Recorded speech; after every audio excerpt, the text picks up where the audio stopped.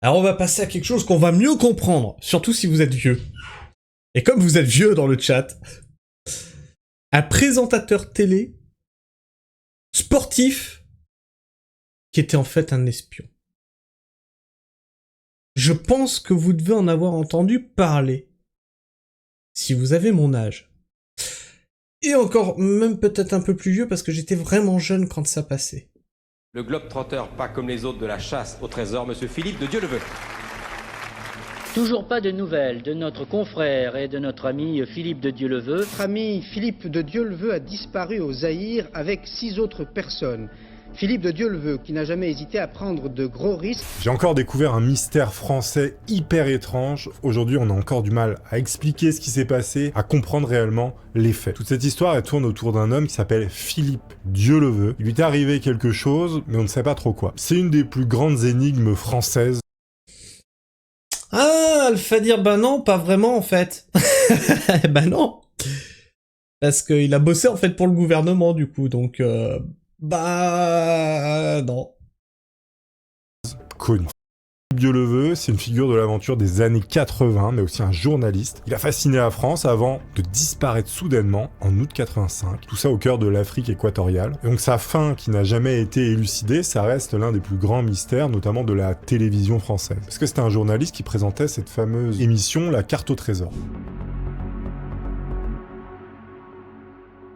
Philippe Dieu-le-Veut, il naît le 4 juillet 51 dans une famille bretonne aux racines anciennes et nobles. Il est le benjamin d'une fratrie de 7 frères, ce qui forge sans doute son caractère combatif, mais aussi sa soif de se démarquer parce que ça devait être le bordel chez eux. Déjà, un enfant, c'est pas facile à élever, mais 7 garçons, je sais pas comment ils ont fait. Cette famille nombreuse, marquée par les traditions bretonnes, développe... À l'époque, c'était normal, hein. Alors peut-être pas que des garçons, mais c'était normal d'avoir des familles nombreuses. Chez le jeune Philippe, un goût prononcé pour l'aventure et l'exploration qui caractérisera sa vie entière comme on va pouvoir le voir. Vous allez voir que dans cette histoire, il y a des choses bien mystérieuses puisqu'on suppose que les services secrets ont joué un rôle dans tout ça. Alors dès son plus jeune âge, Philippe il va manifester une personnalité totalement hors du commun. Parce que contrairement à ses frères qui embrassent des carrières absolument traditionnelles, lui il va arriver d'horizons lointains mais aussi d'expéditions périlleuses. Cette soif d'aventure le pousse naturellement vers le journalisme, ce qui va lui permettre de concilier. Ah ouais. C'est peut-être Tintin qui l'a influencé. Parce que... Oh non, soif d'aventure, je me serais pas dirigé vers le journalisme. Hein. Vraiment pas. Et du coup, moi, c'est Indiana Jones qui m'aurait influencé. Ouais, parce que je voulais être archéologue, tu vois. Pour l'aventure. Alors que c'est chiant comme la mort, archéologue. Alors Sylvia nous dit, je suivais la carte au trésor à l'époque. Alors moi je trouvais ça chiant comme la pluie. C'est mes parents qui suivaient ça. Je trouvais ça chiant. Ça m'a jamais intéressé.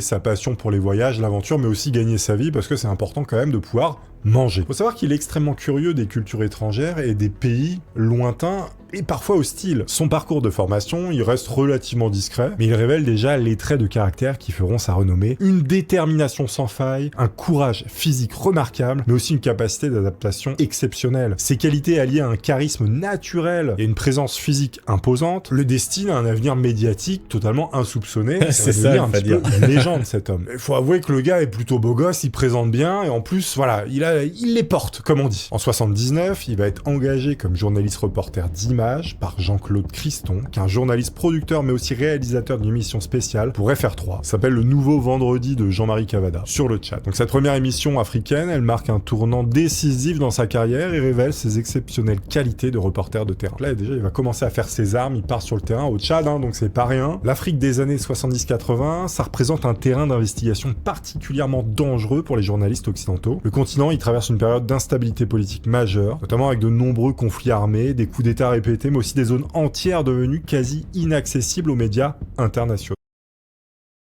Tu vois, le Fadir, tu disais oui, il servait pas la soupe au gouvernement. Là, la caméra de... La marque de la caméra sur l'œil. Ah, c'était une autre époque, hein.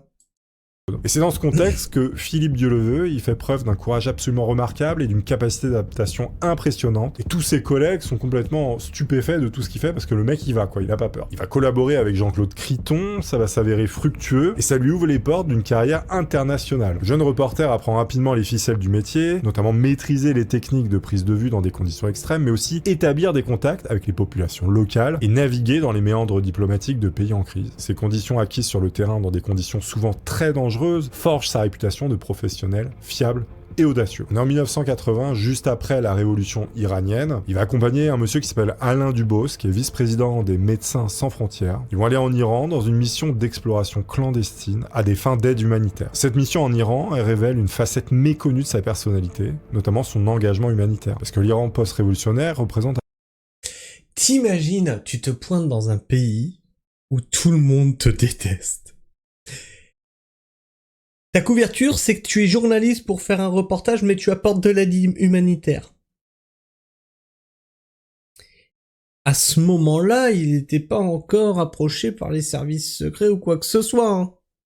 Les couilles de ce mec, c'est un truc de ouf. Ou alors il avait pas conscience du danger, je sais pas. Alors une zone particulièrement dangereuse pour les Occidentaux. Et cette mission clandestine démontre non seulement son courage physique, mais aussi sa conviction profonde que le journalisme doit servir une cause plus noble que le simple rapport d'information ou même du divertissement. Lui, ce qu'il veut, c'est vraiment aider son prochain. Donc cette expérience en Iran va le marquer profondément parce qu'il a vu toutes les horreurs du monde, on peut imaginer. Là-bas, il va découvrir les réalités de l'action humanitaire internationale et développe une conscience aiguë des responsabilités qui incombent aux journalistes occidentaux lorsqu'ils travaillent dans des zones de conflit. Donc là, voilà, on va bien comprendre que le gars veut faire de l'humanitaire, il veut aider les autres. Mission clandestine, en plus, c'est même pas mis au grand jour. Il fait pas ça pour se greenwasher, je sais pas si on peut le dire. Toutes ces missions hyper dangereuses, eh bien, ça va le former notamment techniquement dans le matériel. Non, et puis tu peux même pas dire qu'il faisait ça par effet de mode à l'époque, parce que c'était pas la mode déjà d'être écolo, c'était pas la mode d'apporter son aide à des pays étrangers. Non, il faisait ça parce que ça lui tenait à cœur, et c'est tout à son honneur. Hein. Mais aussi à comprendre les populations locales, vraiment devenir un journaliste de terrain chevronné. Et d'ailleurs, ces qualités, elles vont pas passer inaperçues, puisqu'il va se faire recruter par des producteurs de télévision françaises pour une émission qui s'appelle La Chasse au Trésor. Les amis, figurez-vous que cette vidéo est sponsorisée par une machine à remonter le temps. Alors, MyHeritage, on sait. Attends, on va juste sauter la pub qui fait les 2/3 de la vidéo. Non, je rigole.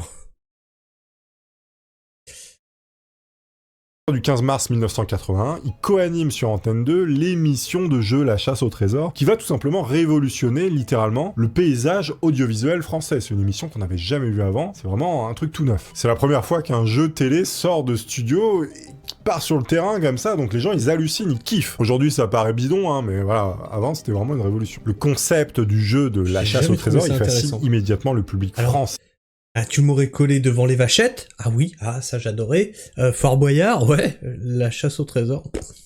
Oh. Non, pas du tout. C'est pas Astronogeek, enfoiré, Alpha dire. Et Astronogeek s'est déjà déplacé sur des volcans et tout. T'es un petit peu menteur. Tu es biaisé, Alpha dire.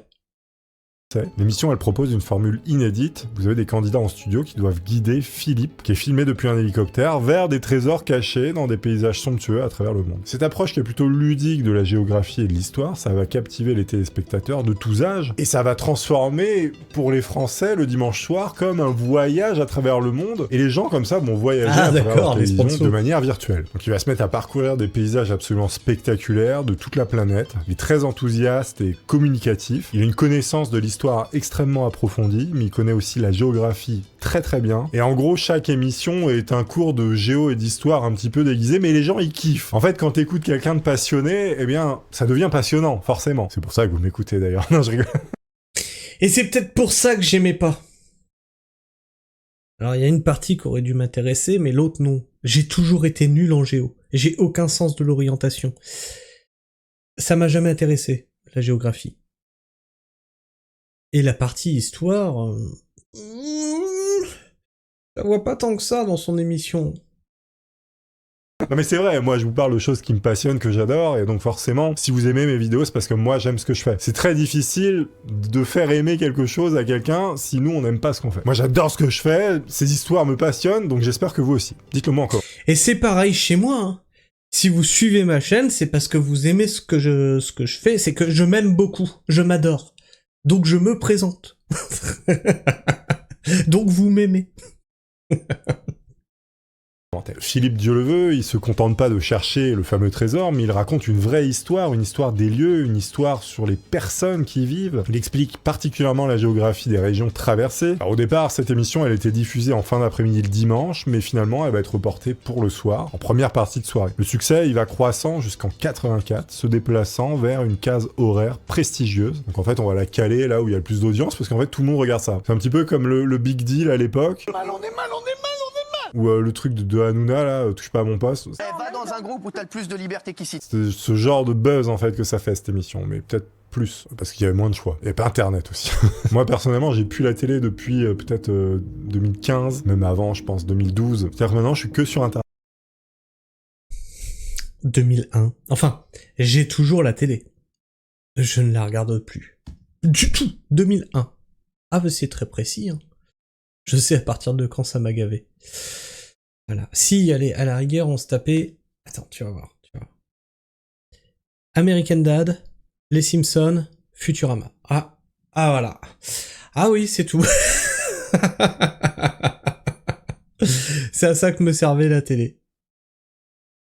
Il faut savoir que cette émission, elle va tellement cartonner qu'elle va dépasser les frontières de la France, puisque dans le monde entier, ce gars-là va être connu et cette émission va être diffusée, peut-être dans les pays francophones. Évidemment, ça va ouvrir à Philippe de nombreuses opportunités professionnelles autres. Il va participer notamment à des conférences, il écrit des articles pour diverses publications, il développe des projets documentaires ambitieux. Le gars, il a vraiment une vie incroyable. C'est-à-dire qu'il a un métier génial, il est en hélico, il vole à travers le monde, il présente une émission, il doit être payé une blinde en plus, il est connu, il est aimé, il est beau gosse, il est intelligent, mais que voulez-vous de plus? Eh bien, une fin absolument tragique et mystérieuse. Et c'est ça qu'on va voir. Sa popularité, ça lui permet également de sensibiliser le grand public à des causes qui lui tiennent à cœur, notamment la protection de l'environnement et le soutien aux populations défavorisées des pays en développement. Et en plus, le gars... Putain, qu'est-ce que j'aimerais qu'il y ait encore des Coluche ou des mecs comme ça à notre époque. Je serais tellement curieux de savoir ce qu'ils diraient de nos gauchistes actuels, de nos écolos actuels, de nos... tu sais, ceux qui veulent aider le monde entier. Je serais tellement curieux. Je paierais hein, pour voir ça. Ah, je te jure, je paierais pour voir ça. Il a le cœur sur la main, mais il vole en hélicoptère quand même, donc la pollution, bon... Vous avez une nouvelle saison qui est prévue en 1985 de l'émission Chasse au trésor. Mais Philippe va se voir refuser pour raisons financières la demande d'un second hélicoptère pour les prises de vue. Bien l'animateur vedette, il refuse de continuer et son absence met un terme à l'émission. Évidemment, ça va surprendre tout le monde parce que l'émission était officielle. Ouais, qu'est-ce que tu dis Ah, les 2 tours. Non, mais c'est passé cette histoire. Je crois que c'est bon maintenant. Au pire, je flouterai. Maman, ça cartonnait et ça s'arrête. Il nous a fait tout simplement une PNL, on peut le dire. D'ailleurs, qu'est-ce qu'ils deviennent? Ils sont partis avec leur thune, je sais pas. C'est étonnant. Assez d'argent, ils ont arrêté. Bon, cette rupture, elle va créer des tensions entre Antenne 2 et Philippe. Antenne 2 va dire que il avait des caprices de star en voulant demander un second hélicoptère, mais en fait, pas du tout. Il avait une vision professionnelle très précise de ce qu'il voulait faire. Il voulait faire évoluer l'émission, la rendre encore meilleure. Tout simplement en donnant d'autres prises de vue aux téléspectateurs. Donc là, il va être libéré en quelque sorte de ces contraintes audiovisuelles de la télévision française. Il va donc se diriger vers des documentaires professionnels un petit peu plus perso. Puis il a assez de blé pour faire des choses, hein, on va pas se mentir. Et c'est justement durant cette même période qu'il va se faire approcher tout doucement par les services secrets français, la DGSE les amis. Son profil d'aventurier hors norme, mais aussi ses compétences exceptionnelles en milieu hostile, vont attirer immédiatement l'attention. Sportif accompli, maîtrise le canoë, le rafting, la navigation fluviale, mais aussi plein d'autres sports très dangereux, ce qui va lui permettre de se déplacer dans des zones inaccessibles ou instables. Et la DGSE à cette période, elle cherche des gens comme ça. Son tempérament... Mais moi, là, j'étais vert. Je savais pas que la DGSE, elle pouvait recruter comme ça avec un lambda. Je pensais qu'il fallait être déjà dans la police, tu vois, ou dans l'armée, etc., que c'était un cursus à suivre. Là, j'étais surpris, là. Vraiment audacieux et sa capacité à garder son sang-froid face au danger, mais aussi son esprit d'initiative, font de lui un élément rare et précieux pour des missions de renseignement. Sa notoriété, on peut se dire que ça peut être un problème, mais pas du tout. En fait, ça peut être même une couverture, parce qu'il peut voyager en Afrique et dans d'autres régions sensibles sans éveiller des soupçons. Ses expéditions médiatiques... Putain, t'as trop raison, Alphadir, c'est notre Tom Cruise français. Il lui a tout piqué. qui servent auparavant à des opérations qui sont en fait des opérations de surveillance ou de collecte d'informations. Il a également un contact de réseaux locaux qui est très grand et une connaissance approfondie du terrain africain. Ce qui fait que c'est un élément qui est très intéressant pour les services secrets comme on l'a vu. En 85, vous avez un monsieur qui s'appelle André Hérault, qui est un pilote à la retraite. Il monte un raid aventure sur le fleuve Zaïre et Philippe, Dieu le veut, prend alors part à cette expédition. Il y a un objectif qui est extrêmement clair, c'est descendre en rafting le fleuve Zaïre jusqu'à l'océan, soit une distance de 3000 km. Le départ, il est prévu du lac Tanganyika au Burundi jusqu'à l'embouchure du fleuve Zaïre à Banana. Il y a un endroit qui s'appelle Banana, je ne savais pas. Incroyable. Alors là, Philippe, il va entreprendre la descente en rafting avec une dizaine de compagnons du fleuve Zaïre. Ce projet ambitieux baptisé Africa Raft, ça représente l'aboutissement de ses rêves d'aventurier et de documentariste. Le fleuve Zaïre, qui est le deuxième fleuve du monde en termes de débit derrière l'Amazone avec 50 000 m3/s, il constitue l'un des derniers défis de l'exploration moderne, du moins dans les années 80. L'équipe rassemblée pour cette aventure exceptionnelle. D'ailleurs, ce pays est formidable. Comme tu dis, Alphadir, c'est le pays des mignons. Banana. Et en plus, tu as déjà à l'époque l'ancêtre de Linux. Ubuntu. Ah, Ubuntu. Ce pays est formidable. En termes de débit derrière l'Amazone avec 50 000 m3/s, qui constitue l'un des derniers défis de l'exploration moderne, du moins dans les années 80. L'équipe rassemblée pour cette aventure exceptionnelle, elle comprend des spécialistes de diverses disciplines, notamment des guides expérimentés, des caméramans habitués aux conditions extrêmes, des techniciens radio, des médecins d'expédition. Ils sont en train de monter une équipe de choc pour aller faire un reportage de malade qui a jamais été fait. L'expédition, elle comprenait 2 radeaux pneumatiques spécialement conçus pour affronter les rapides les plus dangereux. C'était la technologie la plus avancée de l'époque en matière de navigation fluviale extrême. Chaque objet va être étudié pour pas mourir tout simplement parce que c'est extrêmement dangereux ce qu'ils vont faire. Cette expédition, elle est tellement incroyable qu'elle va attirer l'attention à l'international. Tout le monde les regarde. Alors, tu me fais rire, Alphadir. C'est pas Pascal Pro. On devrait faire ça. Envoyer tous les présentateurs télé, là, les... comment il s'appelle l'autre avec sa mèche, là, tout le temps devant les yeux, là. De quotidien, là. Enfin bref, tu sais, tous ces présentateurs, là, qui quittent jamais leur bureau, on devrait tous leur envoyer faire un stage de rafting, de survie ou quoi que ce soit. Tu sais, avec Mike Horn. Ah, et puis on devrait filmer. Ah non, ça serait pépite, hein.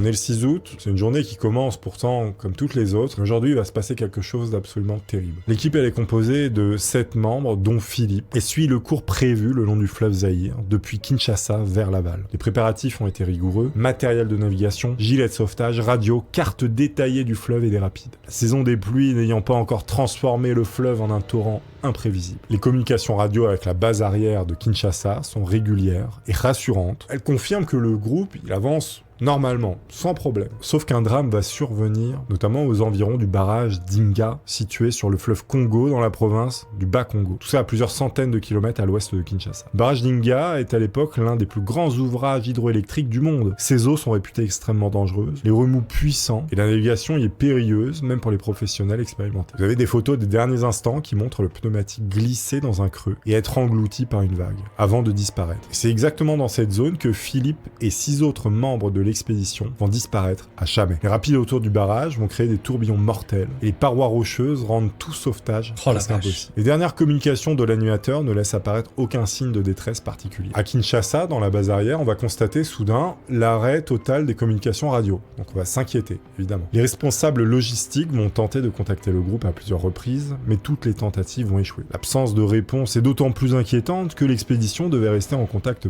permanent en raison des dangerosités de certaines sections du du fleuve. Donc très rapidement, les services de sécurité zaïroises, mais aussi françaises, vont lancer une expédition de sauvetage. Vous avez des hélicoptères qui vont arriver. Mais je comprends pas. En fait, je comprends même pas pourquoi ils ont fait ça. Je veux dire, je comprends qu'il a été approché par la DGSE et qu'il devait certainement avoir des choses à espionner dans le truc. Mais l'excuse pour faire ça, c'est quoi? C'est juste pour le sport? T'as des journalistes, ils viennent descendre les rapides juste pour le sport? Bizarre. C'est louche comme couverture. Mais la visibilité, elle était parfois réduite par la brume matinale, mais aussi les tourbillons de l'eau. Vous avez des plongeurs qui vont être envoyés, les villages et riverains sont interrogés systématiquement, mais absolument aucun témoin ne rapporte avoir vu l'expédition chavirer ou être emportée par le courant.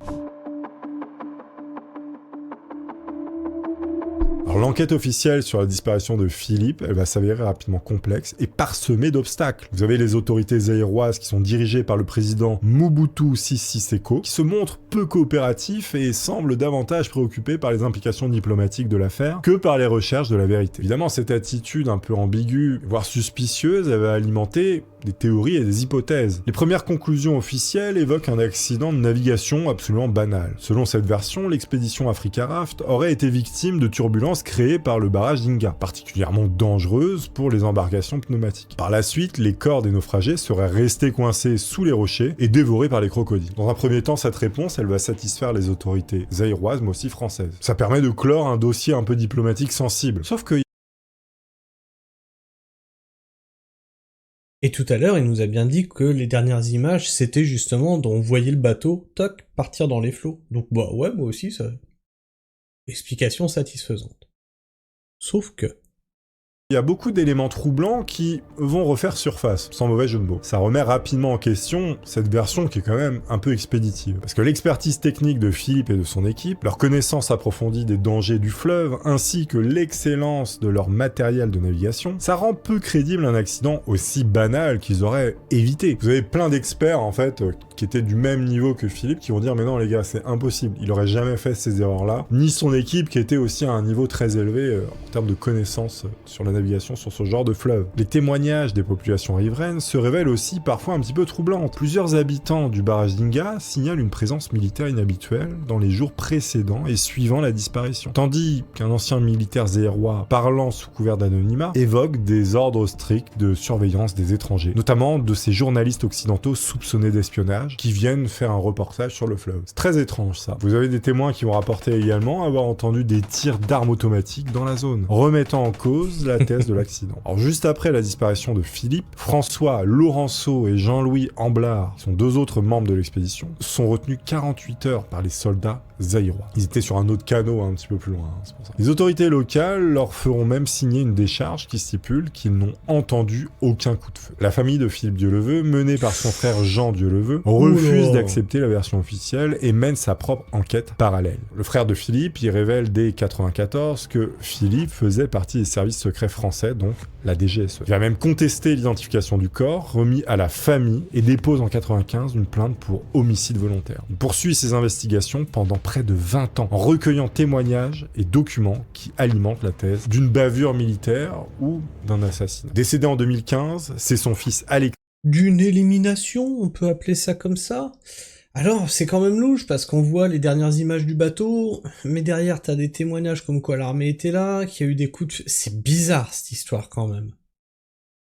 Donc le neveu de Philippe, qui va reprendre le flambeau de toute cette enquête, compilant archives et preuves en tentant de relancer l'enquête auprès du parquet de Paris en février 2023. Cette demande va être refusée en mai 2023. Ce qui est étrange aussi, vous avez des documents officiels qui vont être déclassifiés, qui montrent également des correspondances diplomatiques très vagues entre les autorités françaises et zaïroises dans les semaines suivant la disparition, laissant entendre que les deux gouvernements possédaient des informations qu'ils ont choisi de ne pas divulguer. Des papiers bien étrange. Selon Alexis, donc le neveu de Philippe, qui a repris l'enquête, voilà ce qu'il en est. Philippe et ses compagnons auraient été tués par les soldats zaïrois à cause d'une bavure militaire. Quelques jours avant que les deux rafts n'arrivent au barrage d'Inga, un télégramme venu de France aurait prévenu les militaires locaux de l'arrivée d'un groupe de mercenaires censés menacer le barrage. Et donc l'ordre aurait été de les neutraliser. Par un tragique hasard, le groupe de... Mais non. C'était pas eux. Du coup, ceux qui sont venus menacer le barrage, ils sont passés comme ça. C'était pas les bonnes personnes, les gars. Philippe devait passer même moment sur ce barrage. On aurait confondu cette équipe de journalistes avec des mercenaires qui étaient venus faire péter le barrage. Et donc les 7 membres de l'expédition auraient donc été exécutés en les confondant. Ces accusations ont toujours été contestées par les autorités françaises et zaïroises. Elles continuent aujourd'hui d'alimenter le mystère autour de cette disparition.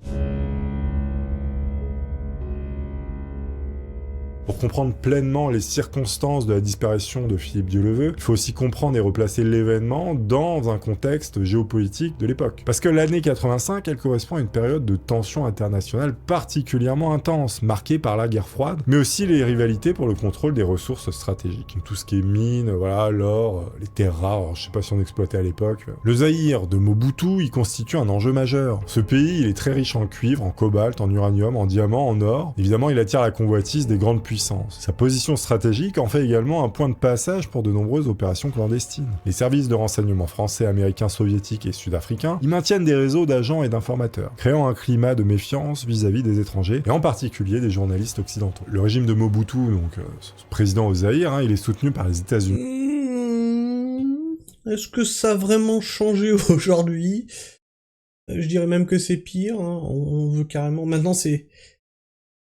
Ils veulent qu'on sente... C'est bon, la France, ça suffit. Bienvenue les Russes. Et c'est peut-être encore plus tendu maintenant. C'est peut-être d'ailleurs pour ça qu'ils refusent de réouvrir l'enquête en 2023. Notamment dans la lutte anticommuniste, et pratique une répression systématique contre toute opération réelle ou supposée, ce qui rend le pays particulièrement dangereux pour les observateurs extérieurs. Donc si vous allez là-bas et que vous êtes un peu suspect, c'est terminé, on vous tue. Alors dans ce contexte, eh bien, la présence d'une expédition française qui est dirigée en plus par une célébrité internationale, ça pouvait éveiller les soupçons des autorités locales. L'expertise de Philippe, sa connaissance approfondie du continent africain, mais aussi ses contacts internationaux, en faisaient un collaborateur potentiel pour les services de renseignement occidentaux. Finalement, est-ce que le gars était en mission secrète? Est-ce qu'il a été confondu avec des mercenaires puis assassiné? On ne sait pas. Est-ce que leur raft s'est renversé? Ils se sont tous noyés, on les a jamais retrouvés. On est plus de 40 ans après les faits, et aujourd'hui, c'est encore un mystère total. Si vous avez des théories, si vous connaissez cette histoire, n'hésitez pas à me le dire en commentaire, à débattre là-dessus. N'oubliez pas le lien en description pour essayer. Alors, est-ce que vous avez des théories? Est-ce que vous avez le sachoir de la véritude absolue?